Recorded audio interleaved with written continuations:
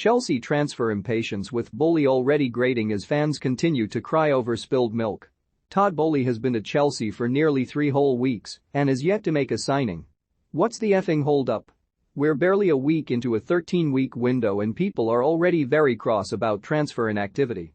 Gary Neville is pleading with Manchester United to get Erik ten Hag's group together ASAP. Piers Morgan wanted Arsenal to get the bloody checkbook out hours before they announced the £34 million signing of Fabio Vieira, then claimed they needed God not Jesus, and social media is awash with frustrated Chelsea fans desperate for some Todd Boehly intent to ease their concerns in this post-Roman Abramovich era. Everyone needs to calm down. Todd Boehly so far 20+ PR quotes, lost Bizouma Tchouaméni, lost Perisic to Spurs, wants Sterling as a statement signing, delaying a bid for Count, Barca closing in on him, other top 6 clubs made a half signings already, and 18 days in the window we have not even made bids. At Not Kovacic, June 15, 2022 Boehly has officially been the owner of Chelsea for 18 days, before which Marina Granovskaya, Petr Cech and anyone else involved in transfers at Stamford Bridge were banned from negotiating contracts and opening talks with players and their representatives. Whether they followed those guidelines to the letter is another matter, but even if they were holding informal discussions over potential future signings, they will have had no clear idea as to how much money they had to play with, whether the plan was to cut the wage bill, and which areas of Thomas Tuchel's squad they would be able to improve under the new ownership during that time. Transfers can sometimes appear to come from nowhere. Liverpool are particularly good at seemingly tying up deals in double quick time.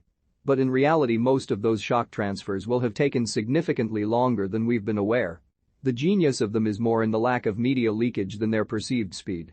Take Gabriel Jesus, for example. It would be fair to say Chelsea are a more alluring prospect than Arsenal.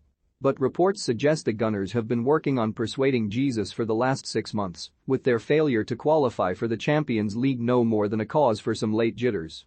Assuming Chelsea were genuinely interested in the Brazilian, they've had under 3 weeks of schmoozing time, during which they will have been working on a transfer strategy that their rivals, Manchester United apart, have been ironing out since January. If Chelsea are to miss out on targets, or have already, through failing to compete with transfer rivals, no one is to blame but Roman Abramovich. And those same fans sobbing angrily on Twitter at the club's lack of movement are exactly the same people who would never dream of condemning the greatest owner ever. Because that's what this is really about. Not just those people, who will continue to cry over spilled milk, but all Chelsea fans want some indication that everything's going to be alright under Boehly. The £200 million he's set to hand Tuchel suggests things won't be all that different, but he has already warned that the club will not buy players at any price and is also not convinced by accepting a huge loss on their latest and perhaps biggest transfer mistake. Both of those thoughts are entirely reasonable, and his desire for Chelsea to be a self-sustaining club and follow the Liverpool model is admirable. He's making all the right noises and has given the club the wherewithal to make the right moves, having given a Chelsea manager the final say on transfers for the first time in nearly 2 decades.